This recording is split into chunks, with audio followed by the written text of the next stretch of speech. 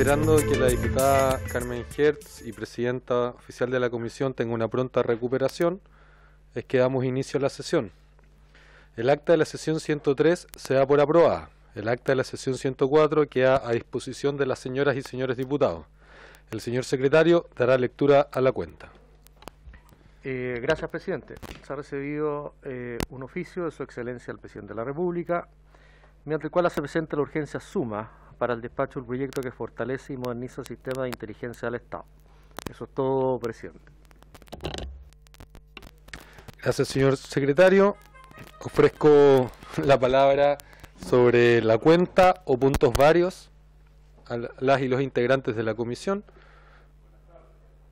¿No hay? Ninguno de los temáticos ni los representantes. Perfecto. Buenas tardes. En primer lugar, corresponde recibir al señor Ministro de Defensa Nacional, señor Waldo Procurica, a fin de que exponga la política de defensa nacional.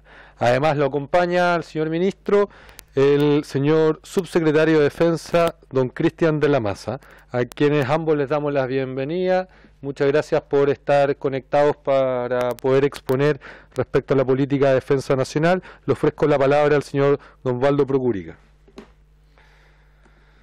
Bueno, estimados integrantes de la Comisión Nacional de Defensa de la Cámara de Diputados y Diputadas, también quiero expresarle a la presidenta titular de los pueblos deseo que pueda mejorarse su salud. Y por su intermedio quiero agradecer la oportunidad de presentar en esta comisión con el fin de poder exponerles y responder sus preguntas respecto de la Política de Defensa Nacional 2020, cuya versión final fue publicada en el Diario Oficial del pasado 28 de mayo. Primero, señor presidente, haré una exposición general y lo más breve que pueda, y después quiero solicitar por su intermedio a la posibilidad de que el señor subsecretario Cristian de la Maza, que ha sido una de los que ha sido un pilar de poder llevar adelante este proceso durante los periodos anteriores a que yo asumiera, para poder llegar a este resultado. Esta política, señor presidente, señores diputados, ha sido fruto de un largo trabajo participativo e interdisciplinario iniciado por mis antecesores, el exministro de Defensa Alberto Espina y también por el exministro Mario Desbordes, y elaborado por el equipo de la Subsecretaría de Defensa que encabeza el subsecretario Cristian de la Maza, como lo decía hace un minuto atrás, en conjunto con distintos organismos del Estado, académicos del sector de defensa y centros de estudio, así como con los ministros del Interior y Seguridad Pública y de Relaciones Exteriores. En el proceso se realizaron exposiciones a esta misma comisión y a la Comisión de Defensa del Senado durante el segundo semestre del año pasado, en el marco de la planificación de defensa de la fuerza, para la cual esta política sirve de orientación política superior. Agradecemos la oportunidad porque nos permite mostrar un tema que es esencialmente de Estado, ya que se refiere a una materia central para la República y la Nación, como es su seguridad, concepto que muchas veces se da por sentado, señor presidente, señores diputados, por la ciudadanía, que no se percibe ni se ve, que cuesta muchísimo conservar y garantizar, y que es fundamental para el desarrollo de los países y, por supuesto, para todos sus habitantes. Chile tiene una historia de casi 140 años en paz, sin guerras ni conflictos en el exterior, a pesar de que durante todo este tiempo han existido fuertes tensiones que casi nos han llevado a conflictos internacionales. Este periodo de paz no nos puede hacer perder la perspectiva histórica de los hechos, ni tampoco olvidar las razones de ellas. Si hoy Chile puede tomar decisiones, reunirse, discutir para definir un mejor futuro, es porque descansamos sobre la base de este bien fundamental y básico que se llama seguridad, el que hemos sabido conservar meritoriamente como nación durante todo este tiempo, todos los gobiernos. ¿Y cómo lo hemos logrado? Principalmente sobre la base de consenso y la unidad que han sabido mantener los sectores políticos y sucesivos gobiernos democráticos para no descuidar la seguridad nacional, no solo manteniendo una fuerza militar disuasiva y proporcional a nuestras amenazas externas, sino también buscando alcanzar el bienestar de todos nuestros compatriotas. Estamos claros que no ha sido, ni es, ni será una tarea fácil, pero documentos como la Política Nacional de Defensa 2020 tienen como uno de sus objetivos principales el buscar precisamente mantener esos consensos básicos que hasta la fecha han sido exitosos y nos han entregado casi 1,5 siglos de paz, al tiempo que buscan que nuestra ciudadanía valore y entienda el origen de la seguridad y tranquilidad que goza, conociendo y apreciando el papel que cumple este ministerio, nuestras Fuerzas Armadas y todo el Estado en esta materia. De hecho, este documento, que si bien actualiza los conceptos de nuestra política de defensa nacional, acorde a los desafíos que nos impone la revolución tecnológica, la realidad internacional y los avances institucionales en defensa, es una continuación de los libros de defensa que fueron publicados en 1997, 2002, 2010 y 2017, y que hoy se desarrollan con este nuevo documento. Además, y para recalcar esta condición de continuidad de política de Estado, la Política de Defensa Nacional 2020 fue elaborada en un trabajo colaborativo con el Ministerio de Relaciones Exteriores y continuó con el desarrollo conceptual iniciado en el Libro de la Defensa 2017 respecto a planificación de capacidades y empleo de la fuerza desde la conducción política y con visión conjunta e integral. Esto último, además, es una condición exigida por el cambio de sistema de financiamiento de capacidad estratégica aprobado transversalmente en este Congreso del año 2019 y que vino a reemplazar, señor presidente, a la denominada Ley Reservada del Cobre. Adicionalmente, y como una medida de control de legalidad y transparencia, luego de ser aprobado por el presidente de la República, don Sebastián Piñera, en diciembre del año pasado, se tomó la decisión de someter el texto completo de la resolución aprobatoria y además el contenido de la política al proceso de toma de razón por parte de la Contraloría General de la República. Este proceso culminó el 26 de abril del presente año para luego ser publicada en el Diario Oficial como corresponde. Pero ¿por qué es necesario que Chile publique un documento como este y además lo renueve constantemente?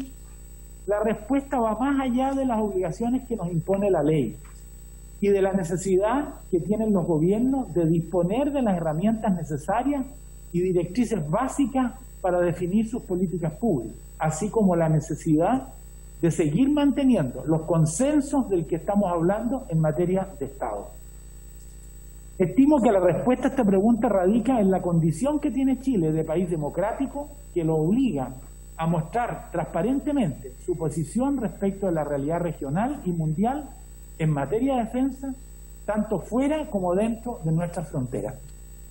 Por ello, dejamos establecidos claramente al inicio de este documento que Chile es un país que aspira a vivir y a desarrollarse en paz, en un entorno seguro y estable, con independencia política, respetando y cooperando con todos los países, cuidando y ejerciendo soberanía sobre su territorio, así como su compromiso de cooperar también en las operaciones de paz en el mundo.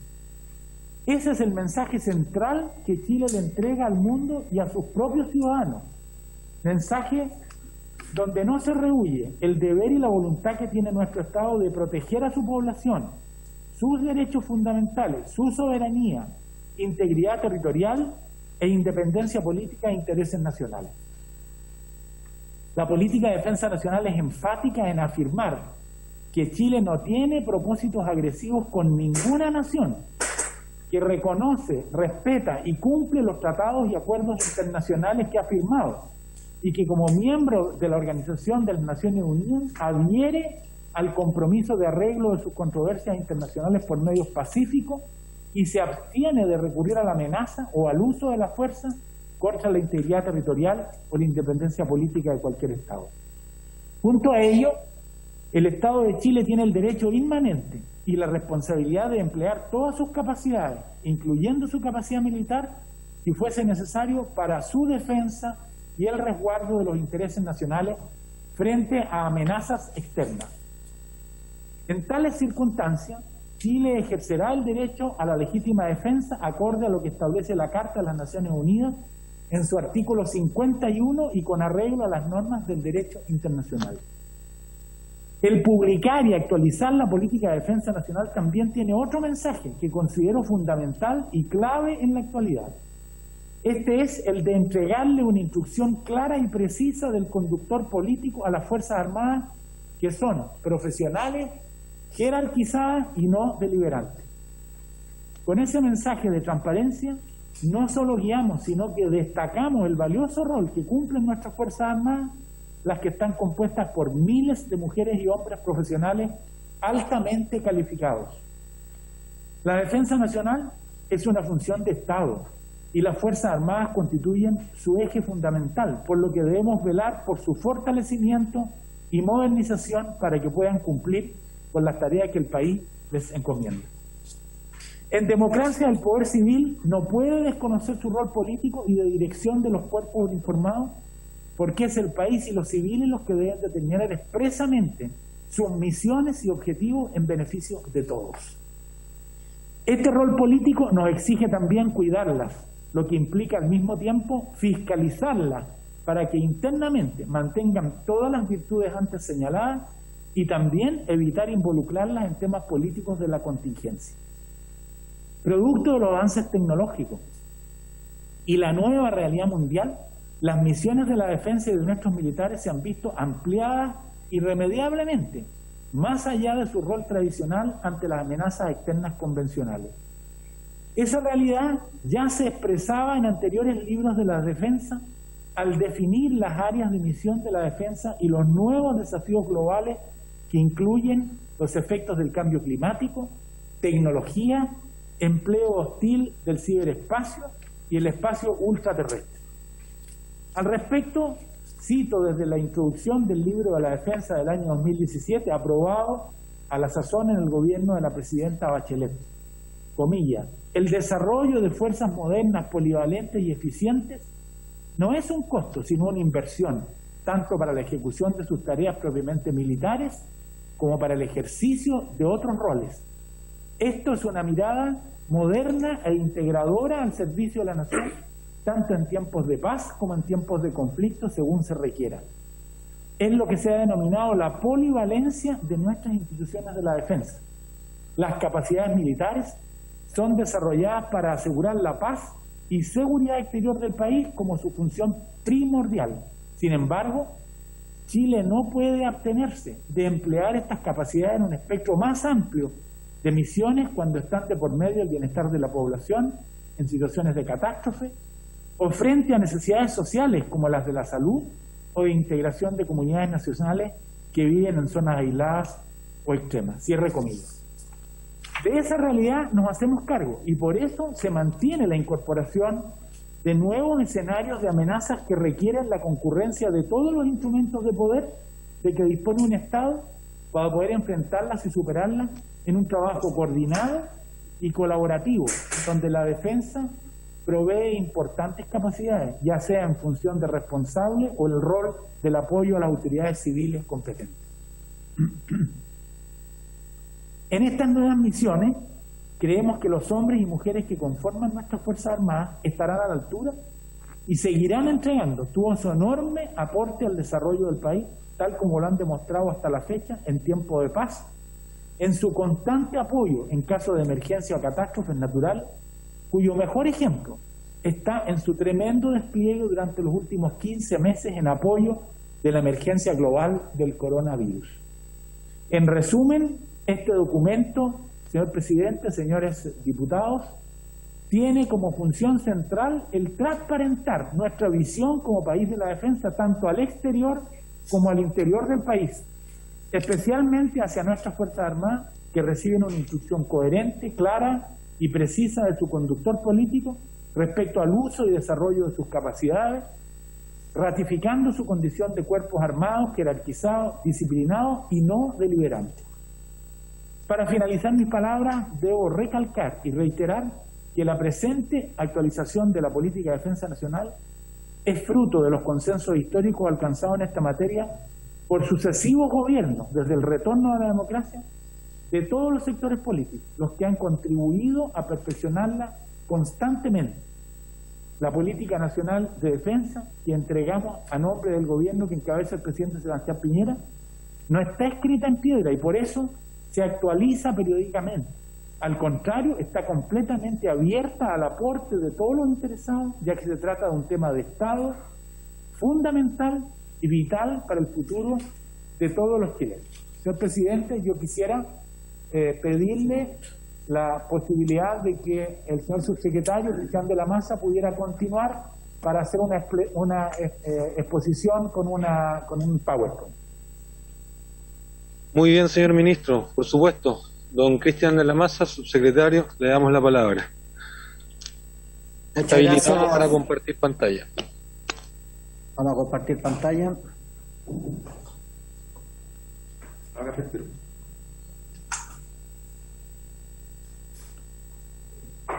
Ahí ya está habilitado, me dice el señor secretario.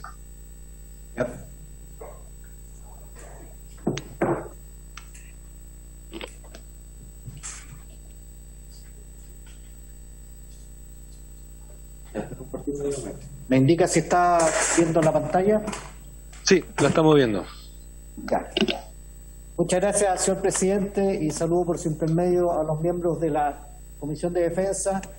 Y como introdujo el ministro de Defensa, mi intención es resumir lo que se pueda resumir de esta política de defensa que se les envió a todos ustedes y en un tiempo que permita su comprensión y también destacar los aspectos más relevantes de cada capítulo de la política. Como dice el señor ministro, vamos a dejar aquí. Okay. Bien. Esta es una política que es una continuación y una actualización de un proceso que viene desde el año 1997.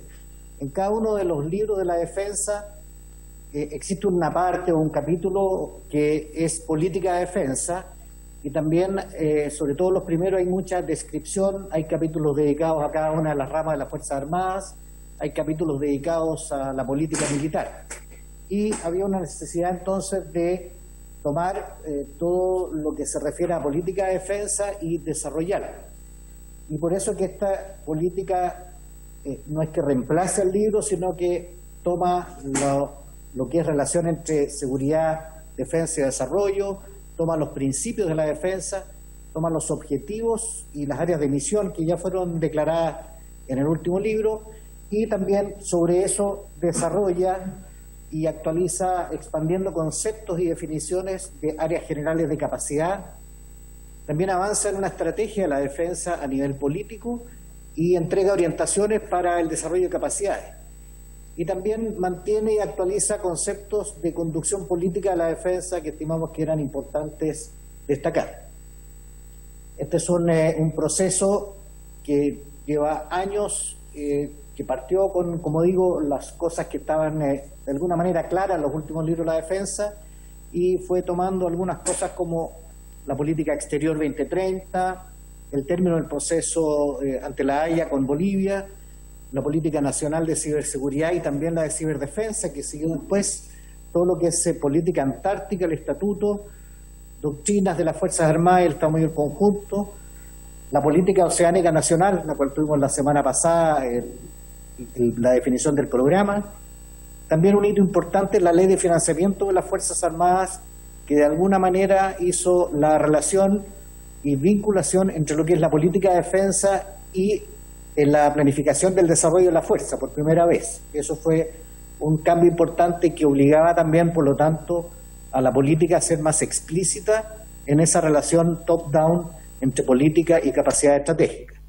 Esto fue trabajado no solamente a nivel ministerio, sino que durante el proceso se fue haciendo exposiciones tanto al presidente, la Junta Comandante en Jefe, las comisiones de defensa, incluso la Comisión de Hacienda a raíz de una discusión de presupuesto, Centros de Estudios Nacionales Extranjeros, autoridades y exautoridades de defensa, además del Consejo de la sociedad civil, con los cuales seguimos trabajando también en este tema ya de socialización. La estructura es la que ustedes ven en pantalla. Hay una introducción que es la parte declaratoria inicial, el entorno para la defensa, tanto lo que es su territorio como un entorno global de seguridad y defensa. Después la estrategia para seguir con la conducción. Respecto a la introducción, lo importante, como lo mencionó el ministro de Defensa, necesitábamos un documento dedicado de política de defensa, no parte de un libro, sino que una declaración hacia la comunidad internacional respecto a la actitud y postura de Chile respecto a la seguridad global y regional. Ahora aquí se repiten, de alguna manera, los principios que hemos ido presentando en los anteriores libros de la defensa. Lo segundo es una parte directiva hacia el sector defensa respecto a la estrategia y su efecto en el desarrollo de capacidad estratégica. Esto era una necesidad. Y también recalcar algunos aspectos de la conducción política del sector. Y finalmente, siempre, igual que en los libros de la defensa, es bueno un rol o un objetivo didáctico o informativo hacia la comunidad nacional, de tal manera de que, conociendo lo que hace la defensa, conociendo los roles, conociendo la estrategia, pueda tener mejor información para tomar mejores decisiones de política pública. En el ámbito de desarrollo de seguridad y defensa, recalcamos que nuestro objetivo es mantener una paz estable es condición fundamental para lograr un desarrollo integral, pero esta seguridad es algo que se alcanza y requiere minimizar los riesgos y disuadir o neutralizar amenazas. De la política exterior 2030 extractamos de que esta paz y seguridad internacional no es solamente ausencia de conflictos, sino que se requiere una acción colectiva, con un enfoque preventivo, y por eso nuestra razón de participar en operaciones de cooperación internacional. Chile adhiere al compromiso con la paz y seguridad global, propiciando la estabilidad. También el jefe de Estado articula instrumentos de poder e influencia estatales. No es solamente un tema militar o de defensa, la seguridad y la defensa también requiere incorporar, articular la diplomacia, la información, la economía, el tema interno, además de lo militar, y la defensa es la que tiene que proveer el instrumento militar, pero siempre articulado mediante una estrategia que dirige el jefe de Estado. Finalmente, la defensa es un bien público en un ambiente cambiante de riesgos, oportunidades y amenazas. Y el sector defensa aporta a esta seguridad, manteniendo un entorno de seguridad en nuestros territorios, y además se integra el esfuerzo cooperativo y multilateral para garantizar la estabilidad. Y ahí se produce, ¿no es cierto?, esta relación entre desarrollo, seguridad y defensa. Los principios de la defensa se han ido repitiendo en los últimos libros, y esos son los que mencionó el ministro en su introducción. Son los que están en pantalla, no los voy a leer todos, pero básicamente es la declaración nuevamente de que Chile no posee propósito agresivo, respeta los acuerdos, respeta el derecho de utilizar las capacidades frente a una amenaza externa, el concepto de legítima defensa, el artículo 51 de la Carta de las Naciones Unidas. La política de defensa es complementaria y se materializa en forma coordinada con la política exterior. Eso ha sido una cosa importante de mantener claro, que la política exterior la dirige el presidente de la República a través de la Cancillería y la defensa opera. Hay una responsabilidad del Estado de mantener una adecuada capacidad militar. Debemos fomentar el compromiso ciudadano con la defensa. La geografía es importante, por eso nos hace distinto este país de otros, y también de que, además del rol principal en seguridad externa, hay roles en aspectos de seguridad interna y desarrollo, como se mencionó tanto el ministro como en los antiguos libros de la defensa. El entorno para la defensa, aquí se describe el territorio, pero no solamente se describe, sino que se sacan las conclusiones iniciales de exigencias para la defensa, que nos presenta nuestro territorio bastante particular. Es un Chile tricontinental que tiene un territorio en el continente americano, un territorio antártico y un territorio insular que nos deja una posición importante en el Pacífico suroriental. Claramente el continente americano, lo que está el territorio americano, es donde está la mayor concentración poblacional, la mayor actividad humana. En las diferentes zonas hay diferentes características y esas características representan finalmente exigencias para la defensa, desde un norte con características de porosidad hasta una Patagonia que es condiciones complejas para su integración física, tremendamente archipelágico, y además con una condición de puente a la Antártica y la posición de control de pasos oceánicos. Esto significa una gran cantidad de áreas o zonas inexploradas o inexplotadas, una extensa costa que a su vez es bueno desde el punto de vista de aprovechamiento del océano, pero también genera riesgo de seguridad, una condición de un país con una geografía que impide movilizar y sostener grandes capacidades de fuerza terrestre entre diferentes zonas, y todo eso va generando exigencias para la defensa desde el punto de vista de la capacidad de transporte, la capacidad de despliegue y presencia territorial y la necesidad de mantener unidades para funcionar en forma autónoma, desvinculada del centro país durante periodos prolongados. Y esto para ejercer una condición de control, especialmente en áreas en que se dificulta la presencia de otros organismos del Estado, además de contribuir a la interconexión de zonas y localidades aisladas, facilitando así su integración y desarrollo. Ese era el Chile americano. El Chile en el Pacífico, aquí hacemos un zoom out de nuestra geografía para mostrar el área en que Chile tiene ya sea soberanía por las islas y las áreas marítimas de mar territorial y zona económica exclusiva, plataforma continental, pero también todo el área achurada es área de responsabilidad marítima y también aérea cuando es sobre tierra. Y eso nos genera además una proyección hacia una importante zona que es la Oceanía, la región de Indo-Pacífico y la Antártica. Es una fuente y reserva mundial de recursos naturales, moderador del cambio climático. Tenemos un área de 26 millones de kilómetros cuadrados, un área de rebusca marítima, y es el quinto país con más kilómetros cuadrados de áreas marinas protegidas. Y todo esto nos va generando ciertas obligaciones para la defensa en estos espacios marítimos de control, fiscalización, seguridad de las personas, naves, la protección del medio ambiente y también la necesidad de una conectividad marítima y aérea para los territorios insulares y también hacia la Antártica. Y en ese sentido uno ve esta imagen y ve a nuestros vecinos, en este caso que hacia el oeste es Nueva Zelanda, la Polinesia Francesa y Perú por el norte, desde esta mirada del Chile en el Pacífico. El Chile en la Antártica, el tercer elemento del tricontinental, claramente Chile tiene una posición privilegiada, el país más cercano a la Antártica del mundo, es una puerta de entrada natural y con posibilidades de operación aérea y marítima durante todo el año. Esa condición no es normal en otros casos, y eso es gracias a que tenemos la posición de Magallanes, Cabo de Hornos, enfrentado a la península antártica, con islas, las Shetland, que están en condiciones de operar aéreo y marítimamente prácticamente todo el año. Es una condición importante y natural.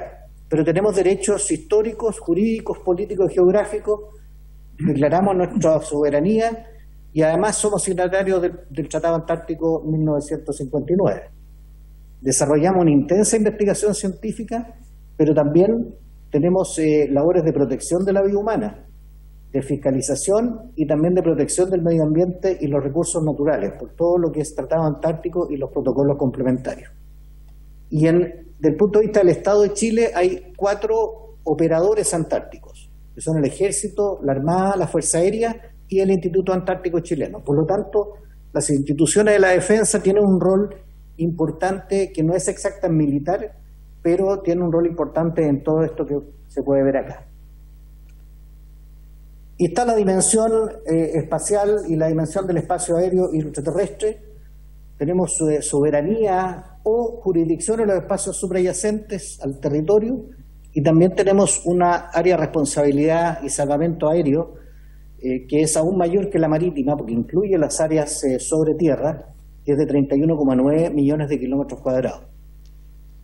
Y también tenemos programas satelitales de defensa que han permitido mantener una presencia en el espacio ultraterrestre, y recientemente se ha ido anunciando por el ministro, el presidente, el nuevo Sistema Nacional Satelital, que es el aporte de defensa a nuestro programa espacial nacional. Entonces, descrito lo que es el territorio de Chile, con sus exigencias, nos vamos a un entorno de seguridad y defensa, un primer entorno geográfico, en que lo primero que visualizamos es que América pasa a ser el territorio más importante regional, seguido del Indo-Pacífico y otras áreas. En el caso de América, claramente para Chile sus relaciones con los países de Sudamérica representan una prioridad en su política exterior, y por lo tanto la política de defensa sigue esa prioridad de la política exterior.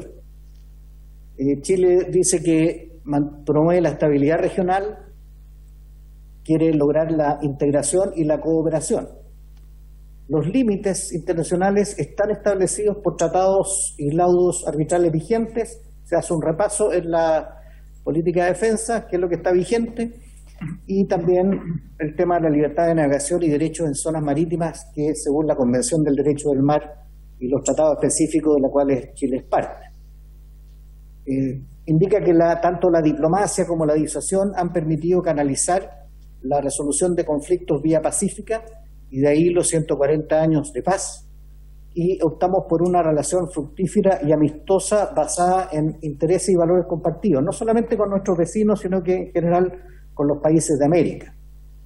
Ahora, yendo a la América completa, la presencia de conflictos y amenazas emergentes tiene una posibilidad de expansión regional, y se requiere para nuestro país una opción de cooperación internacional apoyando a la política exterior en algunas de las medidas que se muestran en la transparencia, como son las operaciones de cooperación, de estabilización, recuerdo Haití, Colombia, los mecanismos de diálogo y cooperación, medidas de confianza mutua con los países vecinos, una acción coordinada en general, apoyo mutuo e intercambio de información ante amenazas comunes, ante emergencias y desastres naturales. Y también foros, ejercicios internacionales o mecanismos de diálogo y cooperación con la mayoría de nuestros países vecinos y con países de América en general. Como ustedes recordarán, Chile fue recientemente presidente pro tempore por 2 años de la Comisión de Ministros de Defensa de las Américas, que fue entregado el año pasado, en noviembre, a Brasil. Otra área de interés es la región del Océano Pacífico, Asia e India, que se engloba todo como la expresión Indo-Pacífico, y que es la que se muestra en la geografía, que claramente es la región, por hoy, la zona vital de mayor relevancia estratégica, política, económica, comercial y tecnológica. Para Chile esto es vital. Ahora, ¿presenta riesgos o conflictos potenciales que pueden afectar el desarrollo de la seguridad de Chile? Chile participa dentro de los mecanismos de cooperación e instancias de diálogo en seguridad y defensa, también en ejercicios y operaciones multinacionales para hacerse presente, porque estamos interesados en esta zona. ¿Y cuáles son nuestros intereses? Principalmente en la seguridad de las líneas de comunicaciones marítimas, del cual depende nuestro comercio exterior, el desarrollo sustentable de las actividades económicas en los océanos, no solamente en la zona económica exclusiva, sino que también en el alta mar, la seguridad de las operaciones aéreas en áreas oceánicas. Ustedes veían que el área de responsabilidad de Chile es todo el cuadrante del Pacífico suroriental, y el respeto y aplicación en general de las normas y tratados internacionales. La estatura estratégica de Chile hace que su aproximación sea a través del multilateralismo y el respeto de normas y tratados internacionales. Ahora, el primer aporte en esta zona que puede hacer Chile es, primero, la seguridad y la estabilidad en nuestros espacios soberanos, incluyendo esta zona del Pacífico Sur, en la cual tenemos responsabilidades también. Y nuevamente genera exigencias de control, fiscalización, seguridad de las personas, de las naves, terminales marítimos, entre otras. Tenemos relaciones y interés en otras zonas, en Europa principalmente, y en otras regiones, porque tenemos una interdependencia económica y tenemos importantes relaciones en el ámbito técnico y logístico, particularmente Europa, es una importancia estratégica, es un actor global y es un referente en el desarrollo de Fuerzas Armadas modernas. Adicionalmente, con la Unión Europea tenemos un acuerdo para la participación en operaciones de gestión de crisis, lo que nos ha llevado a participar en misiones de paz en Bosnia y Herzegovina, que he tenido la oportunidad de ir a las comisiones para ir explicando la renovación de ellas, y también en Chile, que son bajo el amparo de las Naciones Unidas. Eso es el ámbito geográfico, pero también desde el punto de vista del entorno seguridad-defensa, tenemos que considerar que existe una disputa hegemónica entre las grandes potencias, que aquí uno aprecia en esta gráfica que tiene la coincidencia que son todas del hemisferio norte. Estamos hablando de izquierda a derecha de Rusia, Japón, China, Corea, Estados Unidos, Canadá, Europa, el Medio Oriente. Ahora, Chile, si bien está lejano geográficamente, está en la interdependencia y la globalización, que los efectos de problemas se hacen presentes en Chile. Por lo tanto, no estamos exentos de esos problemas. Pero también hay una serie de otras amenazas o potenciales amenazas o riesgos a la seguridad dados por estos aspectos que se muestran acá, desde el crimen organizado transnacional, las amenazas de origen biológico, el tema de medio ambiente y cambio climático, tecnologías disruptivas que están ahora, no solamente son disruptivas, sino que además lo que se ha llamado el concepto de democratización de la tecnología, es decir, están al acceso de grupos o países que antiguamente difícilmente podían tener acceso a tecnologías de punta. Y todo el aspecto de seguridad en el espacio ultraterrestre y la seguridad en el ciberespacio. Hace poco tuvimos el mejor ejemplo en un ataque ransomware sobre los oleoductos del área este de Estados Unidos, que es una infraestructura bastante crítica, y todo el efecto que puede producir sobre un país un ciberataque sobre su infraestructura crítica. Y la combinación de este tipo de usos hostiles, ya sea el ciberespacio o tecnologías disruptivas, ha llevado desde hace muchos años a hablar de la naturaleza híbrida de potenciales amenazas, que no son las amenazas convencionales, sino que es una combinación de varias amenazas normalmente utilizadas en forma de debilitar a los países sin llegar claramente a un umbral de que permite una respuesta convencional. Entonces, en ese entorno es donde se inserta la seguridad de Chile, y dentro de la seguridad de Chile es el aporte que defensa puede hacer de una u otra manera. Y aquí vuelvo a recalcar, este no es un problema de defensa, es un problema de seguridad de Chile. Dentro de la defensa de Chile está el instrumento militar, y ahí está el articulador, que es el jefe de Estado, que dice qué cosas tienen una importancia desde el punto de vista de uso del instrumento militar como responsable o como apoyo o como cooperación. Entonces, definido el entorno, está definido una estrategia. La verdad que estrategia fue una palabra o un requerimiento que salió de una de las exposiciones precisamente en el Congreso, que se me pedía, bueno, ¿dónde está la estrategia? Porque hasta aquí siempre hablábamos de lo mismo, pero faltaba una bajada a capacidades. Y la estrategia precisamente lo que quiere es hacer eso. Tienes el clic derecho y la opción de punto. Vamos a ver opciones de punto. Ahí. Nosotros hemos hablado del entorno para la defensa, tanto el territorio como el entorno de seguridad y defensa, que va más allá del aspecto geográfico, y qué exigencias le da la defensa. Pero tenemos que definir, bueno, cuáles son los objetivos y área de misión ya ahora de la defensa, de qué manera vamos a cumplir los objetivos y qué capacidades o medios necesitamos para cumplir esos objetivos, de tal manera de hacer la relación entre ends, que son los objetivos, ways, que son el concepto estratégico de empleo, y means, o los medios, que son las capacidades estratégicas. Y esa es la forma de bajar dentro de un entorno para la defensa y objetivo, bajar hacia las capacidades estratégicas, o al revés. Esa es la forma de entender los medios de la defensa, cómo se usan, para qué sirven y dentro de qué entorno. Y de esa manera realmente podemos lograr una conducción política respecto a la planificación del desarrollo de fuerzas. Objetivos, aquí no les pido que lean todo, pero estos son los objetivos que se han ido expresando en los diferentes libros de la defensa, cuáles son los objetivos de la defensa. Y aquí lo que se ha hecho es agruparlos en 5 grandes áreas por una razón que van a ver posteriormente, siendo el principal la conservar la soberanía, la integridad territorial, la independencia política y proteger la población de amenazas externas. Pero ya está a la izquierda todo el tema internacional, que significa el apoyo a la política exterior. Está todo el tema de la presencia en el territorio, las responsabilidades que tienen las Fuerzas Armadas, cumpliendo incluso roles policiales como la autoridad marítima, de protección, de fiscalización, de búsqueda y salvamento, y de apoyo en casos excepcionales, apoyo al orden público. También el sistema de protección civil, que es todo lo que es emergencias y catástrofes, y finalmente una serie de tareas que son de aporte al Estado y a las personas en general.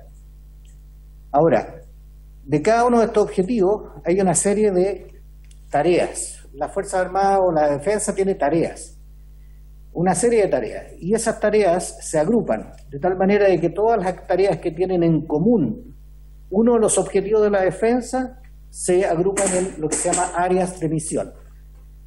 Tal vez por error de repente dice que las Fuerzas Armadas tienen 5 misiones, no, tienen 5 áreas de misiones, así lo definió también el libro de Defensa 2017. Y lo que hay que definir bien es qué tareas le asignamos a la defensa para cumplir estas áreas, estas misiones o en contribución a estos objetivos. Y de ahí vienen, ¿no es cierto?, las 5 áreas de misión que están definidas desde el libro de Defensa 2017 y que ahora se profundizan en esta política, que son la defensa de la soberanía, la cooperación internacional, la seguridad de intereses territoriales, la contribución al desarrollo y a la acción del Estado y todo lo que es emergencia nacional y protección civil. Entonces, esos son los ends, los fines, los objetivos de la defensa. Y entonces tenemos que ver, bueno, el concepto estratégico de empleo de la defensa o el concepto de empleo, cómo voy a emplear la defensa para lograr esos objetivos. Y esa es la segunda parte de la estrategia. Y eso tiene que hacerse diferenciado por las áreas de misión porque el entorno y las tareas son distintas. La clásica, la defensa de la soberanía e integridad territorial, y la más importante, siempre se ha definido que nuestra postura estratégica o los modos de ocupar son disuasión y cooperación y respuesta efectiva en legítima defensa.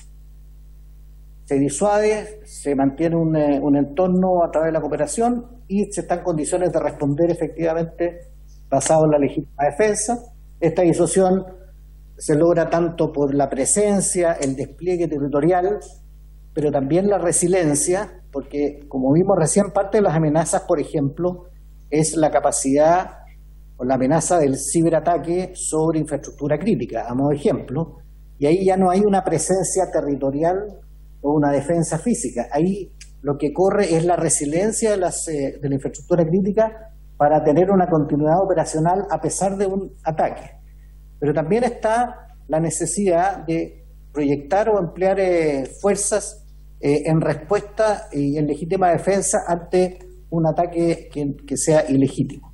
Y esa capacidad es la que realmente produce el efecto de disuasión. Uno, porque no va a ser fácil o no va a lograr un efecto, un ataque, o va a ser un efecto limitado gracias a la capacidad de protección, la capacidad de resiliencia. Y dos, porque Chile se reserva el derecho a responder basado en la legítima defensa. Esto genera una serie de desafíos que parte están resumidos, están más detallados en la política. Primero, mantener una capacidad militar efectiva que posibilite la disuasión. Aquí están las 3 C. Uno es la capacidad. Lo segundo es comunicar que que tenemos esta capacidad. Y tercero, la credibilidad, en el sentido de que tenemos la voluntad de ejercer esta capacidad. Y instrumentos como la política de defensa o a veces los mismos ejercicios internacionales o los foros Chile mantiene esta posición y logra la disuasión, no solamente por tener capacidad, sino que por comunicarla y porque sea creíble. Tenemos desafíos de optimizar el despliegue territorial en tiempo de paz y estructura de fuerza, inteligencia estratégica para anticipación. Hay que considerar de que las operaciones a esta altura ya son multidimensionales, no es solamente el tierra, mar, aire, está presente el espectro electromagnético, se agrega la dimensión del ciberespacio y el espacio ultraterrestre, también se agrega la necesidad de operar juntamente con el resto de las instituciones del Estado. No solamente conjunto, que son las Fuerzas Armadas, sino que interagencial y también combinado cuando se trata de operar con otros países amigos. Hay una necesidad de adaptación de capacidades a los escenarios de riesgo presente y futuro, incluyendo las ciberamenazas. La queja o la crítica que se hace eso es cuando uno está muy rígido y no va pensando en cómo va a ir cambiando los escenarios y por lo tanto cómo pueden ir cambiando ya sea mis capacidades o la estrategia. Y dentro de eso es importante la capacidad de operar en el ambiente de la información y el ciberespacio. Y finalmente esta disuasión se potencia en la medida que haya cooperación internacional. Por eso se mantiene desde siempre, de todos los libros de la defensa, este concepto de disuasión con cooperación. En el ámbito de la cooperación internacional, es una medida permanente, genera beneficios, no es solamente un voluntarismo o un column. Esto genera beneficios para el país y se debe aportar también según las capacidades e intereses afectados. Facilita una situación de estabilidad y gobernanza y por lo tanto va minimizando la probabilidad de uso de la fuerza contra el territorio, contra la población, contra nuestros intereses. Nosotros veíamos que no solamente la ausencia de un conflicto, sino que cierta estabilidad o gobernanza es la que nos permite no tener una situación extrema que vayan a perjudicar nuestros intereses. Y la defensa o el sector defensa provee medios humanos y materiales que contribuyen a la acción diplomática en diferentes países y en organismos internacionales. Ahora, ¿qué desafíos tenemos en estas áreas? Es siempre fortalecer la estructura de cooperación en seguridad internacional, vecinal, regional y mundial, mantener un alto grado de interoperabilidad para poder actuar juntos y potenciarse las fuerzas de diferentes países y mantener fuerzas preparadas, alistadas para ser desplegadas en corto tiempo ante situaciones no previstas. También es importante que a través de estas actividades internacionales se posicione a la defensa de Chile como un referente profesional. Y eso también claramente es una disuasión clara para posibles agresiones. En el ámbito de la seguridad e intereses territoriales, aquí en el libro La Defensa 2017 se hablaba de áreas y subáreas de misión. Este claramente es un área que tiene subáreas de misión que son particulares y distintas entre sí, que son las 5 que se muestran en la transparencia. Voy a ir avanzando por cada una de ellas.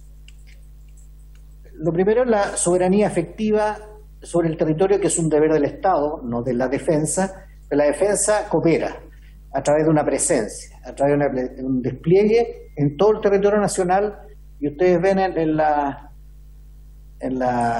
gráfica de la derecha está georreferenciado las mayores unidades de las Fuerzas Armadas que están desde norte a sur hasta aquí, hasta la isla Diego Ramírez. Aquí aparecen las Juan Fernández, Isla de Pascua, y en otra diapositiva está el área de la Antártica. Hay una presencia y un despliegue importante, en algunos casos es permanente y en otros casos es despliegue temporales, y eso permite un apoyo a la soberanía efectiva que el Estado tiene que ejercer sobre el territorio. Hay funciones logísticas, operacionales, de instrucción, de reclutamiento y de entrenamiento en tiempo de paz, pero también hay una actividad permanente de la red de la Autoridad Marítima y de la Autoridad Aeronáutica Civil, a través de la DGAC. Y esto también, el hecho de tener este despliegue, es lo que coopera y facilita la acción del Estado en apoyo en situaciones extremas o en zonas extremas. Esto nos va generando... Ya. Me están pidiendo que en el canal de la Cámara amplíen la diapositiva. No, eso no lo tengo control, entiendo que el secretario Juan Pablo lo puede hacer. Me llegó un requerimiento, no sé si es así. Aquí lo estamos pidiendo, don Cristian, al canal de la Cámara, a ver si pueden ampliar un poco la diapositiva en la transmisión a la televisión. Sí, claro, tiene que invertir, tiene que ponerme a mí en pequeño, cosa que es fácil, y dejar las diapositivas en grande. No sé, continúo. Habíamos hablado de la primera de las subáreas de emisión. ¿Ya? Esto nos genera un desafío para la defensa, de partida tener núcleos de fuerza en los extremos del territorio y en zonas fronterizas, una infraestructura física de despliegue territorial, operacional y sostenible. Yo recuerdo en el verano de 2019, cuando fueron unos grandes incendios en Chile, la iniciativa de tener un destacamento en Cochrane del Ejército, que es una decisión del Ejército, permitió ahí concentrar una serie de esfuerzos para combatir el gran incendio que está dando en un parque nacional y que era realmente importante. Si no hubiera estado esa presencia o ese despliegue temporal, de lo cual uno puede agrandar, hubiese sido mucho más difícil el ataque. Lo mismo la capacidad de exploración y patrullaje en áreas terrestres, marítimas y en espacios aéreos en todo el territorio, que la geografía lo hace bastante complejo. Seguridad e intereses marítimos, esa también es una segunda subárea de misión. Tenemos a través de la Armada, es la Autoridad Marítima Nacional con el Directemar, y ejerce funciones de policía. Seguridad de personas, rutas, naves, puertos, terminales, industria marítima, incluso estamos hablando de combate al narcotráfico vía marítima, fiscalización, pesquera. Recuerdo la pasada de la flota pesquera china, por ejemplo, todos los accidentes o ilícitos en el mar, el Sistema Nacional de Alerta Maremoto, y que requiere un procesamiento oportuno para tener prevención, alarma y capacidad de respuesta. Y desafíos, tenemos que optimizar esta capacidad para entregar seguridad marítima en un escenario que está año a año aumentando actividades. Eso implica mejorar capacidades de mando y control y la capacidad de respuesta, y claramente no se puede hacer todo con un aumento lineal en capacidades físicas, sino que hay que incorporar tecnologías de vigilancia y de gestión e integrar capacidades polivalentes de medios de la defensa, no solo de la Armada, sino que de las otras instituciones, para lograr mayor sinergia. Lo mismo, definir e incluir los nuevos roles asociados al resguardo de las áreas marinas protegidas que están creciendo, que es bueno desde el punto de vista de protección del medio ambiente y la sustentabilidad de los recursos, pero se van exigiendo nuevas tareas de fiscalización y control a la autoridad marina. Y que eso es parte precisamente de lo que estamos viendo en el programa oceánico nacional a través de la Cancillería y otros ministerios. Tercer ámbito aquí, la seguridad en el ámbito aeroespacial. Aquí todo un tema de vigilancia aérea, clasificación, identificación de tráfico, capacidad de interceptación, también está el acceso al espacio ultraterrestre, el conocimiento de la situación espacial. Hay una serie de amenazas en tiempo de paz incluso, y hay un crecimiento continuo, y además no solamente de las actividades, sino que de la conectividad que proporcionan los servicios aéreos. Y también desde el punto de vista del espacio ultraterrestre, Chile reconoce la importancia de ejercer sus derechos de acceso equitativo. Dentro del marco de los acuerdos internacionales y el recientemente lanzado Sistema Nacional Satelital, de alguna manera va utilizando eso, y tenemos pendiente probablemente el tema de las satélites de comunicaciones. Aquí también entonces algunos desafíos: integrar en mejor forma el control civil y militar, de tal manera de lograr sinergia para vigilar, controlar, fiscalizar y supervisar las actividades aéreas dentro del espacio, el espacio aéreo, digamos, de jurisdicción nacional, fortalecer las estructuras decisionales y el marco jurídico en materia de control y protección, acción coordinada, y contribuir, lo último, al conocimiento situacional espacial en aspectos de vigilancia, traqueo de objetos en órbita. Chile es un país en ese sentido bastante privilegiado, porque la misma capacidad de observatorios astronómicos por nuestros cielos permiten a su vez lograr un traqueo de todo lo que se conoce como basura espacial, que es un peligro permanente para la gran cantidad de satélites que están de observación o geoestacionarios. Estado de excepción constitucional y votaciones populares. Bueno, esto lo llevamos los últimos 15 meses, claramente. Caso de votaciones populares, el resguardo del orden público corresponde a un jefe de la fuerza, que tiene a su cargo tanto la Fuerza Armada y Carabineros, y en el caso de estado de excepción constitucional de emergencia o catástrofe, hay un jefe de la defensa, se llama jefe de la defensa, el otro jefe de fuerza, que también tiene una responsabilidad de mantención del orden público, teniendo como foco principal la protección de la población. Es una tarea, un rol que están cumpliendo las Fuerzas Armadas, que está en la Constitución y en las leyes. Y hay desafíos aquí desde el punto de vista de planificación, operacional y logística actualizada. Y aquí hay una coordinación estrecha con autoridades civiles competentes, con el Ministerio del Interior, con el CERVEL, principalmente en todo lo que es elecciones, y con todas las autoridades regionales en todo lo que es el jefe de la defensa. Hay que mantener un grado de alistamiento que asegure la disponibilidad de unidades entrenadas, planes y claras orientaciones de los jefes de fuerza y jefes de la defensa. Nosotros nunca sabemos cuándo va a haber una catástrofe que amerite un estado de excepción, y por lo tanto hay que tener un grado de alistamiento, o sea, fuerzas listas para una primera reacción. Y el sistema de control de la defensa no solamente tiene que estar orientado a una situación de defensa externa, sino que interoperar y dar comunicaciones a veces que son las únicas o iniciales para una emergencia, y además ser interoperable con entidades tales como la UNEMI o como Interior o como los gobiernos regionales y locales. Y finalmente, dentro de este área de misión están todo lo que es intereses territoriales en la Antártica. Chile tiene el rol y la voluntad de proteger la soberanía, y que se encuentra cautelada en virtud de lo que dice el Tratado Antártico, que se congelan las reclamaciones, pero Chile tiene una definición, y también consolidar una posición de liderazgo e influencia dentro del sistema del Tratado Antártico. Aquí en la derecha aparece una serie de contribuciones de la defensa a seguridad e intereses territoriales en lo que se refiere a la Antártica.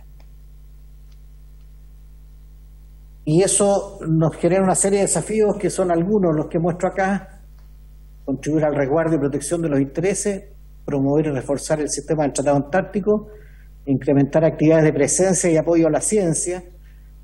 Gran parte de la ciencia que se hace no solamente por el INACH, sino que por varios operadores internacionales, depende tanto de las bases como de las unidades, como el traslado aéreo, como el transporte marítimo, incluso de los mismos buques que tienen capacidades de investigación. Estamos abocados como desafío a modernizar la infraestructura aérea y portuaria en la Antártica, y también de Magallanes como puentes a la Antártica, porque es la puerta de entrada natural y que la queremos potenciar. Entonces, esas son las 5 subáreas de misión. Me quedan 2 áreas de misión, que son la emergencia nacional. Eso yo creo que está claramente conocido por esta comisión y por todos los chilenos, porque se ve mucho. Y aquí en lo que es catástrofes, hay una serie de desafíos que, partiendo por mantener actualizados planes para diferentes escenarios, y aquí es importante entender las capacidades relevantes que aportan las Fuerzas Armadas en situaciones de emergencia y catástrofe. Primero, todas las capacidades de mando, control y comunicaciones, todo el transporte terrestre, aéreo y marítimo, el apoyo sanitario, el abastecimiento de servicios básicos, la vigilancia, rebusca y recopilación de informaciones, especialmente en los primeros momentos en que hay bastante confusión acerca de lo que está realmente pasando. Todas las capacidades de las Fuerzas Armadas permiten en poco tiempo tener una visibilidad de lo que está pasando, una comunicación con la zona afectada, y también una capacidad de transporte en corto plazo. Claramente lo fundamental es que las Fuerzas Armadas aportan personal que tiene otras funciones normales, pero que está organizado, está entrenado y está disponible en corto aviso para diferentes funciones de apoyo a la comunidad, lo mismo que búsqueda y salvamento en zonas de bastante difícil acceso. Esas son las capacidades relevantes que aportan las Fuerzas Armadas dentro del Sistema Nacional de Protección Civil. Y eso hay que tener planes actualizados e integrados con la UNEMI y con los gobiernos regionales. Lo mismo, desarrollar mecanismos de mando y control interagencial. Hay una responsabilidad del Sistema Nacional de Alerta de Maremotos a través del CHOA, integrado al Sistema de Alerta Temprana, y también hay un desafío de mejorar la contribución en lo que es meteorología, tanto la Dirección Meteorológica de Chile y el Servicio Meteorológico de la Armada a la UNEMI. Y finalmente el área de misión de contribución al desarrollo, ese tiene varios objetivos, como ustedes pudieron ver, pero lo clave es que la defensa contribuye y promueve el bien común, atendiendo las necesidades públicas y fomentando el desarrollo. Es el principio de servicialidad del Estado a las personas. Contribuimos con las capacidades disponibles en forma coordinada con el resto de los órganos de la administración del Estado. Aquí hay bastantes tareas que ustedes, muchas de ellas las conocen, pero algunos desafíos, que es el apoyo médico-social, todo lo que es investigación, desarrollo e innovación nacional, en el cual en todos los países la defensa aporta, por sus propias necesidades, aporta tecnología de punta, y en eso se hace una sinergia con la academia y la industria. El servicio militar también cumple un rol social, y eso la idea es mantenerlo y promover también la generación de conocimiento sobre el territorio. Hablábamos recién del Sistema Nacional Satelital, lo que va a apoyar en eso, pero también todo lo que es la labor del Servicio Aerofotogramétrico, el Instituto Geográfico Militar, el CHOA, de tal manera de tener mejor información y mayor información para planificación de muchas acciones del Estado, de administración territorial o de emergencia.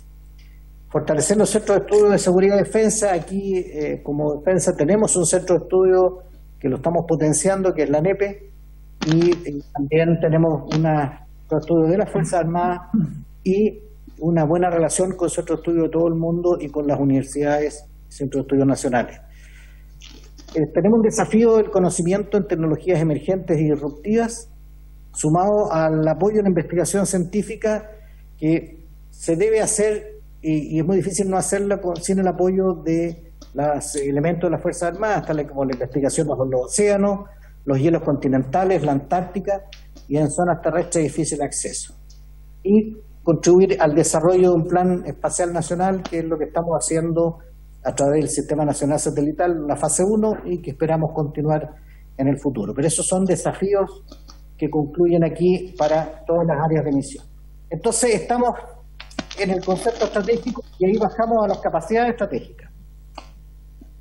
Es una decisión política basada en el entorno de seguridad, los posibles escenarios, los niveles de riesgo aceptables y los recursos disponibles. Pero es una decisión política, y aquí se ha desarrollado lo que partió el Libro de Defensa 2017 en establecer las áreas generales de capacidad de la defensa, que se han denominado capacidad estratégica y que van relacionados con la nueva ley. Y aquí, a modo de ejemplo, el Libro de la Defensa 2017 partió estableciendo, esbozando algunas, dijo que había que desarrollarlas, aquí ya están desarrolladas, y se ha tomado también como referencia países referentes como España, el Reino Unido, Estados Unidos, etcétera, de tal manera de establecer áreas generales, que es una agrupación para tener diferentes capacidades que son relevantes. Y sobre esas capacidades se dan orientaciones al nivel político, que son todos los puntos que se ven ahí, están detallados en la política. Solamente voy a ejemplificar con algunos. Respecto al personal, se establece que el factor humano es el elemento fundamental en las capacidades estratégicas. Requerimos contar con personal competente, entrenado, comprometido con los valores, disciplinado, organizado. Requiere un robusto sistema de captación, educación, capacitación, entrenamiento y retención, y es el mejor vector de vinculación con la sociedad civil. En el ámbito de la polivalencia, polifuncionalidad y adaptabilidad, la inversión principal en los medios destinados para la seguridad externa y disuasión es la función principal, pero con ciertas inversiones o con cierto entrenamiento, doctrina, se le otorga un valor más amplio al desarrollar tareas en otras áreas de misión.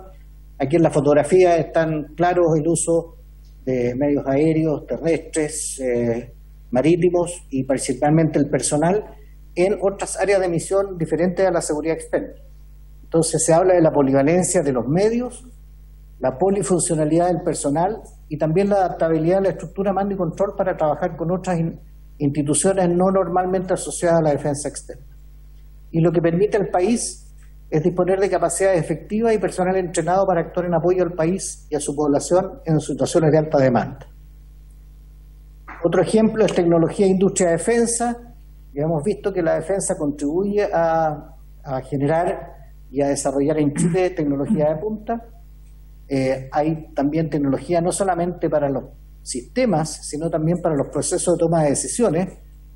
Y también en esto la industria de defensa tiene un rol relevante como agentes innovadores, agentes de cambio.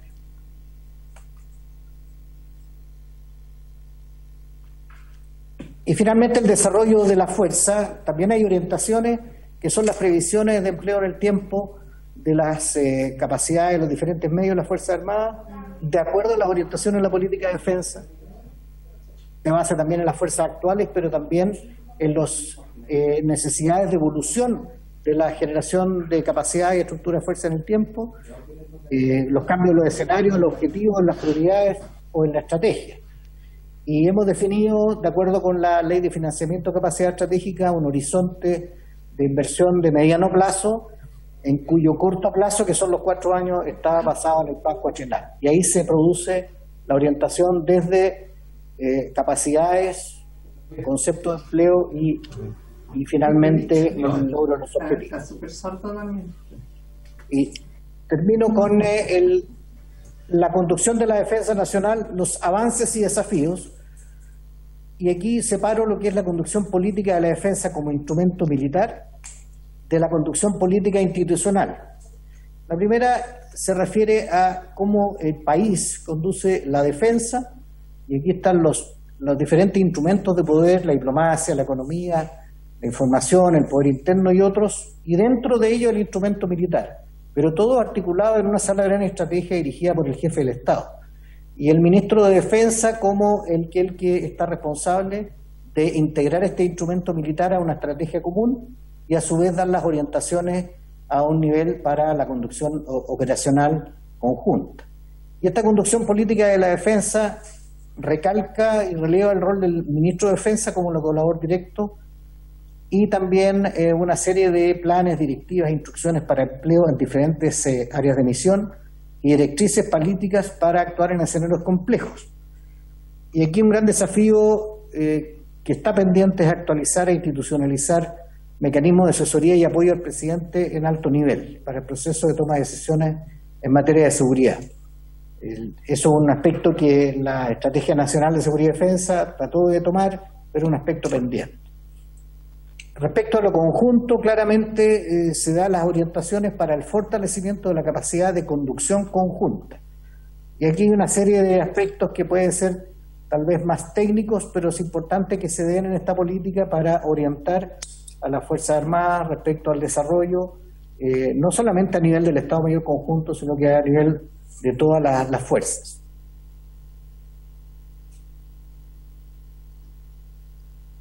Y lo claro que la modernización, cuando se habla de la modernización de la defensa, es un proceso continuo que debe ser dirigido desde el más alto nivel de la conducción política.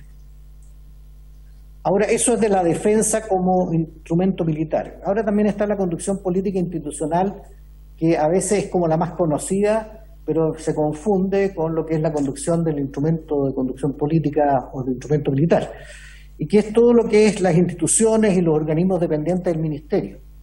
Y aquí está la política militar, las directivas ministeriales, iniciativas legales y administrativas, y aquí son temas que están descritos en la política más bien de orientación, no desarrollada porque requeriría otra parte de un libro. Pero está claro el modelo de financiamiento, control de gestión, para cautelar eficacia, eficiencia, legalidad. Y vamos a seguir haciendo un fortalecimiento de la evaluación y seguimiento de proyectos de inversión, industria de defensa, investigación, desarrollo, programa satelital como ejemplos, de conducción superior desde el Ministerio hacia la defensa. El tema de personal clave, tenemos que mantener los incentivos para captar, formar y retener hombres y mujeres con sólidos valores morales, competentes y comprometidos con el país y su defensa. Está el rol de la mujer y el pleno respeto a sus derechos y oportunidades, y la capacitación y preparación de personal, no solamente de las Fuerzas Armadas, sino que de civiles, para que estén en condiciones de asumir puestos de conducción política de la defensa. Eso es en general lo que es la política de defensa. Termina con la necesidad expresa de conocimiento y valoración de la defensa. Lo que no se conoce no se puede querer, y aquí los libros de la defensa y esta política va en esa dirección de mostrar a la ciudadanía cuáles son los roles, qué es lo que hace, cómo lo hace y cuál es el aporte que hace al país. Disculpa, me demoré mucho por eso, pero traté de resumir lo que es este documento. Bien, presidente, sí. Muchas gracias, señor subsecretario. ¿Sí? ¿Señor ministro? Si le parece, presidente, podemos abrir una ronda de preguntas si hubiera que aclarar algún tema. Sí, claro. Eso exactamente es la idea de este momento.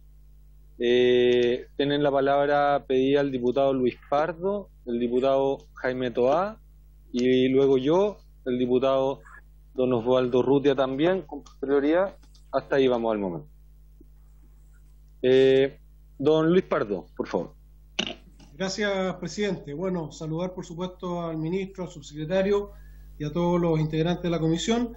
Yo primero entiendo que esta política de defensa va a reemplazar los 4 libros de la defensa que se venían o que se han elaborado hasta ahora, y quiero formular 3 preguntas fundamentales. La primera, ¿con qué periodicidad se va a actualizar esta política de defensa?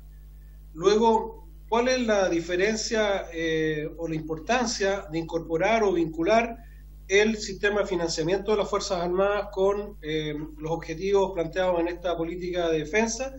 Y una duda que me surge es si esta política de defensa, entiendo, o me parece, tiene orientaciones estratégicas que los libros de la defensa no tenían. Entonces, saber, digamos, en torno a estas orientaciones o definiciones estratégicas también, cómo se va a proyectar esto en el tiempo, y reitero, con qué periodicidad se va a actualizar esta política, o a lo menos se va a publicitar su actualización.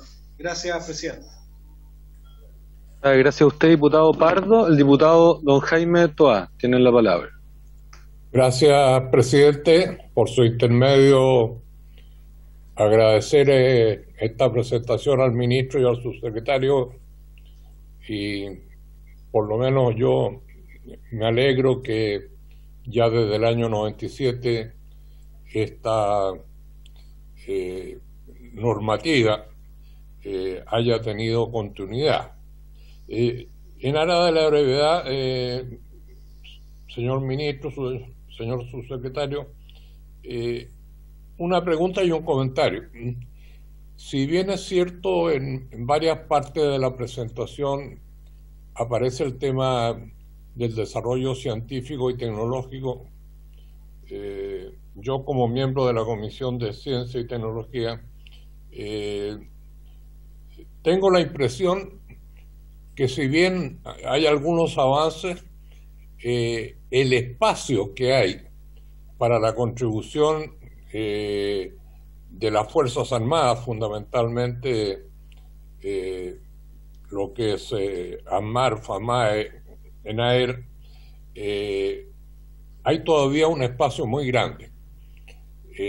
Y no sé si con la creación del Ministerio de Ciencia hay una definición más estructurada de cuál puede ser esta contribución. Junto a eso, señalar que me pareció no percibir alguna declaración en términos de cuál va a ser la política para el desarrollo de la industria militar, y ir abandonando gradualmente lo que ha sido la política no solo en este gobierno, sino que ya desde hace mucho tiempo, de comprar las oportunidades, digamos, lo más barato que está en el mercado, lo cual ha sido criticado incluso por las propias, algunas de las propias ramas de las Fuerzas Armadas. Me da la impresión que aquí falta un actor que al final es el que influye de una manera determinante en las decisiones, que es el Ministerio de Hacienda. Entonces, sería bueno si nos pudieran dar alguna precisión en esta materia. Lo último, un comentario, señor ministro, porque entiendo que no lo estoy forzando a tener un pronunciamiento, pero creo que esta virtuosa historia que el país tiene de contribuir al fortalecimiento de los organismos internacionales, de no intervención en los asuntos internos de otros países, desgraciadamente en estos últimos años se vio interrumpida por, a mi juicio, una muy mala decisión de tratar de intervenir en un conflicto entre dos países, independientemente que en uno de ellos hay claras violaciones a los derechos humanos, pero tradicionalmente la política del país en esos casos ha sido de llevar los temas a los organismos internacionales pertinentes. Y lo mismo respecto a el intento de construir una alianza en nuestro continente de claro contenido y sesgo político, lo que a mi juicio es enteramente contrario a todas las definiciones que yo comparto que aparecen en esta exposición. Gracias, presidente. Muchas gracias, diputado Jaime Toá. Le vamos a dar la palabra al diputado Osvaldo Urrutia para que pueda formular sus consultas al señor ministro. ¿Sí? ¿No tiene problema? Perfecto. El diputado Urrutia me cedió la palabra, voy a realizar las consultas yo. Me quedo con una frase del señor subsecretario al final con que concluyó, que dijo: no se puede querer lo que no se conoce. Nosotros aplicamos mucho esa frase respecto a la necesidad de que las Fuerzas Armadas conozcan el país que está defendiendo, para que se pueda defender con el compromiso que se requiere a la sociedad. Pero yendo al texto, sin duda nosotros vemos que los avances del año 97 al 2017, que han habido 4 libros al respecto, han tenido una continuidad. Sin embargo, el gobierno ha planteado en este nuevo texto algo que militarmente parece ser muy bueno, dado que incorpora los últimos debates contingentes en materia del pensamiento técnico militar, como por ejemplo incorpora las amenazas híbridas y los desafíos modernos, y además reflexiona sobre las capacidades estratégicas de las Fuerzas Armadas. Acá se nota que los oficiales de Estado Mayor que están detrás del documento estuvieron trabajando y poniendo lo mejor de sus disciplinas para adecuar nuestra política de defensa a los tiempos modernos. Lo bueno que creemos que incorpora el documento en el pensamiento técnico militar que deja ver, contrasta con los aspectos políticos del documento, y que en la presentación no se dijeron como creemos que se ilustran en el documento oficial que está publicado en el Diario Oficial. ¿Cuáles son estos puntos nuevos críticos que identificamos? Primero, la metodología de elaboración. Quedan 9 minutos para el cierre de la sesión, recién estamos haciendo nuestras primeras preguntas sobre un documento que fue publicado de forma oficial, ya en el Diario Oficial. Los documentos anteriores, el último documento, el que hizo el ministro José Antonio Gómez, tuvo la participación activa de los y los parlamentarios, en seminarios, en talleres, con la comunidad y la sociedad civil, con centros de pensamiento. Participaron más de una veintena de centros de pensamiento, incluso de partidos políticos. En este, en cambio, aparece ya publicado el documento y nos tenemos que limitar en pocos minutos a poder hacer algunos alcances o apreciaciones. Yo creo que es una contradicción que el documento, por un lado, plantee como un desafío incorporar a la sociedad civil, pero por otra parte haya dejado fuera a la sociedad civil y a los representantes de la sociedad civil de todo proceso de formulación. Eso creemos que es una contradicción brutal entre la metodología con el objetivo. Y estudiando los libros de la defensa del año 97 al 2017, este texto incorpora un elemento nuevo, que es que plantea una estrategia de defensa nacional, lo cual es muy, muy bueno. Ahí se pone de forma coherente objetivos, formas y medios de esta nueva estrategia, salvo un objetivo para la defensa nacional que es incoherente con el contenido de la estrategia y que parece ser más una definición forzada a nuestro juicio, que es el otorgamiento de roles policiales a las Fuerzas Armadas. En la página 22 del documento, subtítulo B, Objetivos de Seguridad Interna y Desarrollo, en el punto número 1, aparece que es una de las funciones, uno de los objetivos, contribuir a la soberanía nacional del territorio, otorgando seguridad a las personas, cumpliendo roles policiales de protección, de fiscalización, de búsqueda, de salvamento y de apoyo al orden y a la seguridad pública. Esto, sumado a que la formulación ha sido sin la participación de otros actores, aparte del propio Ministerio de Defensa y de las Fuerzas Armadas, creemos que estropea en parte los avances que están proponiendo. ¿Por qué? Porque en este asunto en especial, los militares han sido bastante claros, que si se desean asignar funciones policiales a los militares deben existir amplios consensos sociales que así lo respalden. Y los proyectos que han buscado avanzar en este rumbo no han tenido los amplios consensos sociales que se requieren. El proyecto de infraestructura crítica todavía está pendiente en la comisión mixta porque el gobierno pidió que no se continúe tramitando porque no tenía los votos suficientes para su aprobación. Y para evitar un rechazo, prefirieron no continuar sesionando.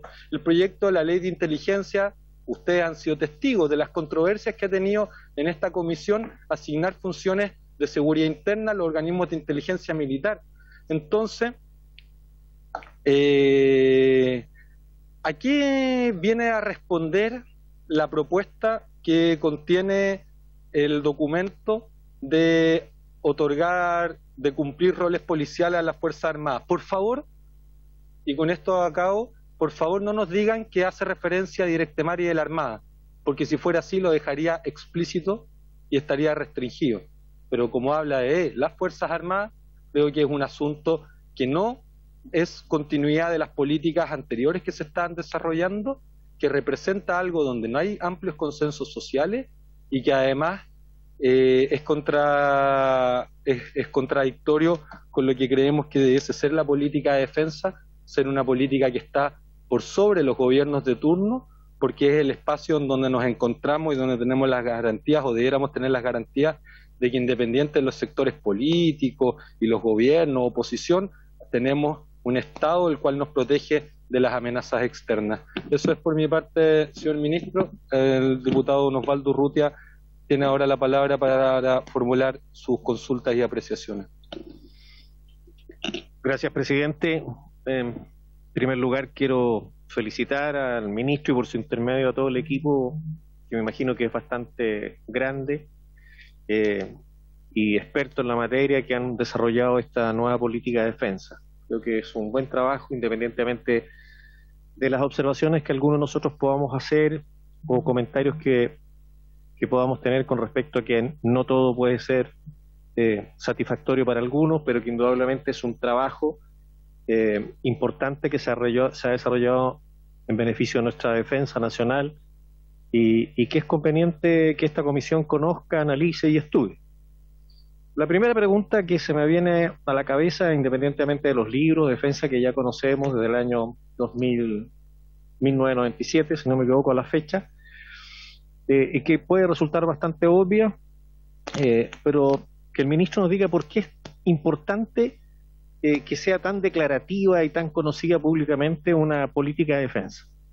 Y respecto a eso, es cómo lo hacen los otros países. ¿Chile es una excepción o esto lo hacen todos los países de Latinoamérica y con el nivel de profundidad en materia de definir objetivos, capacidades, incluso para cada una de las Fuerzas Armadas? Es bueno conocer lo que pasa en el escenario, por eso le hago esta pregunta en el vecindario. ¿Y qué tipo de países son los que hacen una política de defensa tan declarativa? Porque yo entiendo que no todos los países tienen este tipo de política de defensa que hacen abiertamente y públicamente y que todo el mundo puede conocer, incluso nuestros vecinos.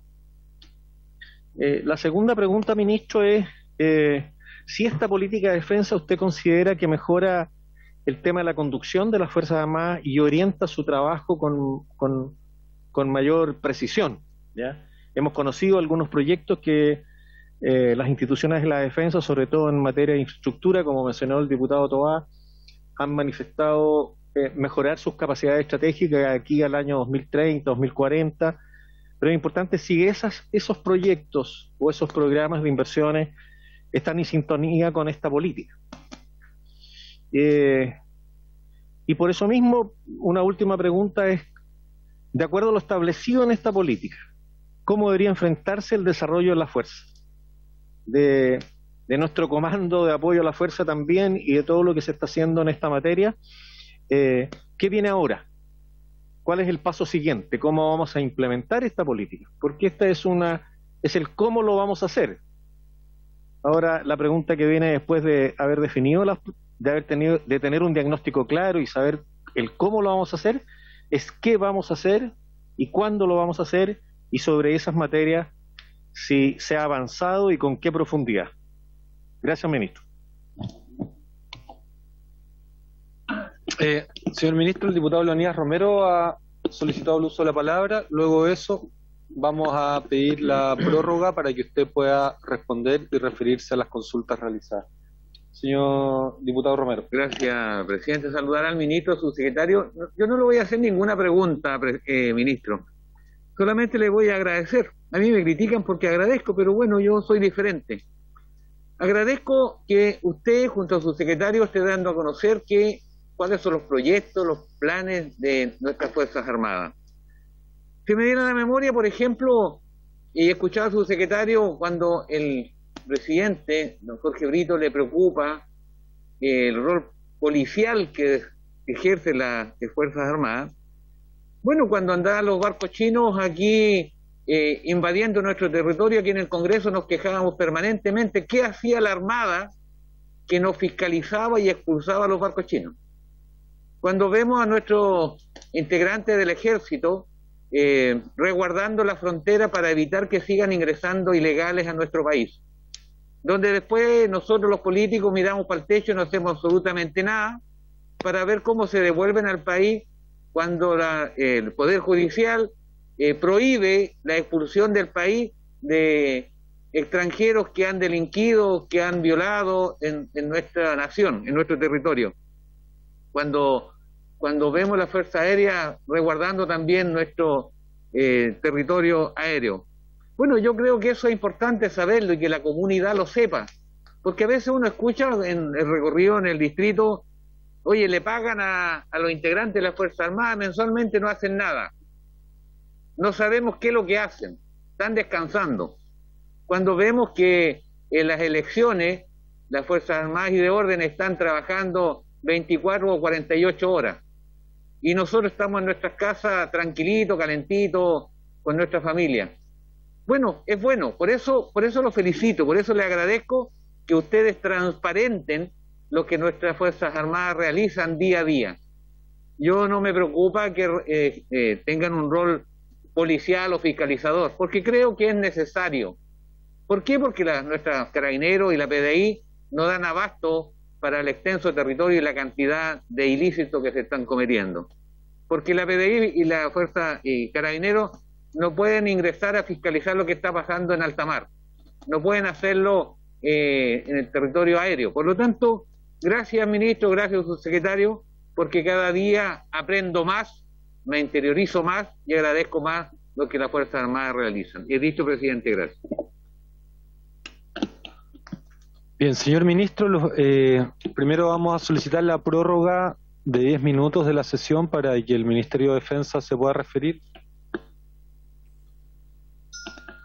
Igual ya han sido planteadas, ahora podemos continuar igual en una sesión adicional de trabajo. Sí. No tenemos problema, presidente, venir a otra sesión si ustedes necesitan.